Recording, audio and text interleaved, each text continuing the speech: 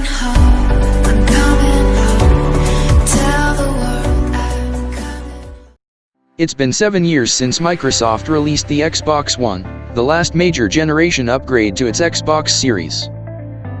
Now, a year after the company announced the arrival of its next generation console, it is finally here. For that expectation, we are getting not one but two new consoles. The top-of-the-line Xbox Series X and the cheaper, less powerful Xbox Series S. I spent a week testing the Series S review unit provided by Microsoft. I played intense war games, explored media apps, and compared the Series X to Microsoft's latest console refresh, the 2017 Xbox One X. With the $500 Xbox Series X, Microsoft offers upgraded video and future-proof graphics, as well as the zipper all-around experience. The cutting-edge features of the device, such as 8K video playback and ray tracing, can now have less of an impact on gameplay, as more game companies will adopt it in the future, Microsoft said, adding that gamers should expect performance improvements for up to 8 or 10 years. When it comes to video games, content is always king.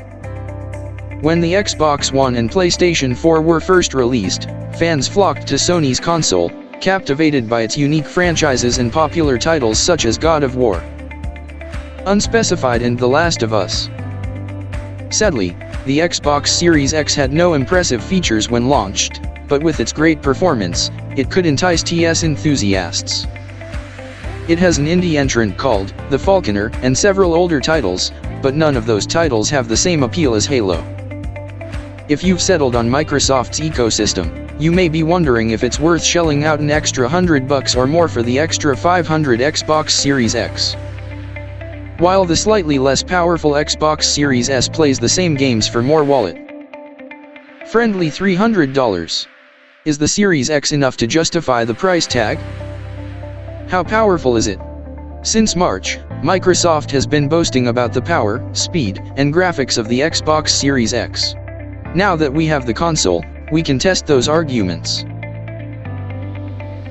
With speed, I found that the Xbox Series X could boot to the home screen a few seconds faster than the Xbox One X, and could open games like Ori and the Will of the Wisps twice as fast. Depending on load speed, your home conditions and Wi-Fi. This is an important feature for impatient gamers, but you will not notice it if you are not very careful. When it comes to how games look, Microsoft has promised to give a huge boost in graphics performance by using new features such as ray tracing, which is only available in select games and adds more realistic shadow and lighting effects. For all its arguments, I think the graphics on the Xbox Series X are a little better than they were on the Xbox One X from a few years ago.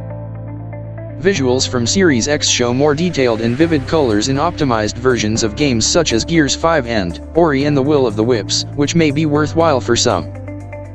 You'll notice a noticeable difference in how light and fire play in the background of the wreckage in Gears 5 and how the waterfall in Ori shines, but you have to blink twice. Not a huge change. I chose to compare the Xbox Series X with the One X and not with the original 2013 Xbox One because it explains how the Series X compares to the latest and greatest in the market. While the improvement in graphics may seem exciting, not everyone will notice the difference. Beyond the graphics, questions remain about the Xbox Series X's promoted 8K capabilities.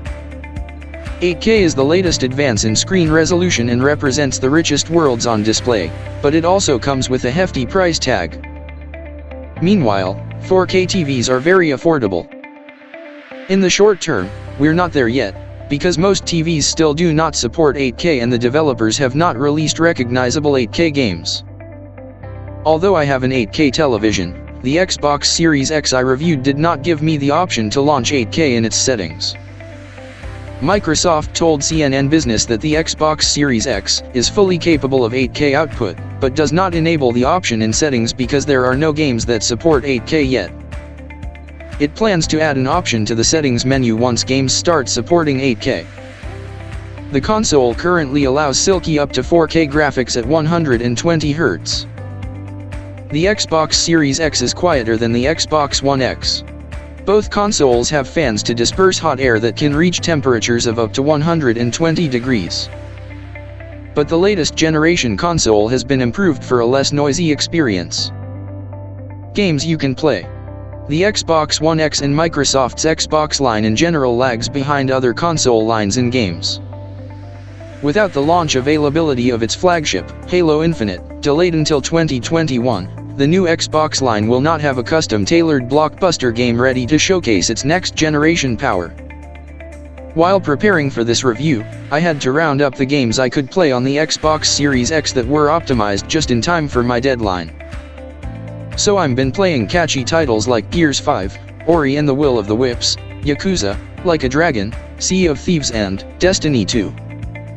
While Sony has launched day-exclusive titles such as Spider-Man, Miles Morales and Astro's Playroom to showcase the controller and specs of its new console, the Xbox will have special titles such as Grounded and The Falconer.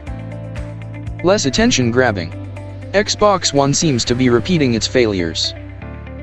As a reminder, when Sony and Microsoft last released the dual next-gen consoles in 2013, the PlayStation 4 had some very exclusive games, but none of the Xbox One's top 10 best-selling games.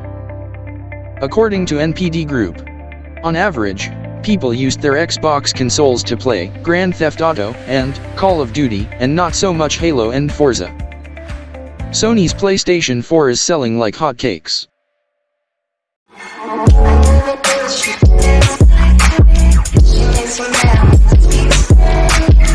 ¿Cómo se llama?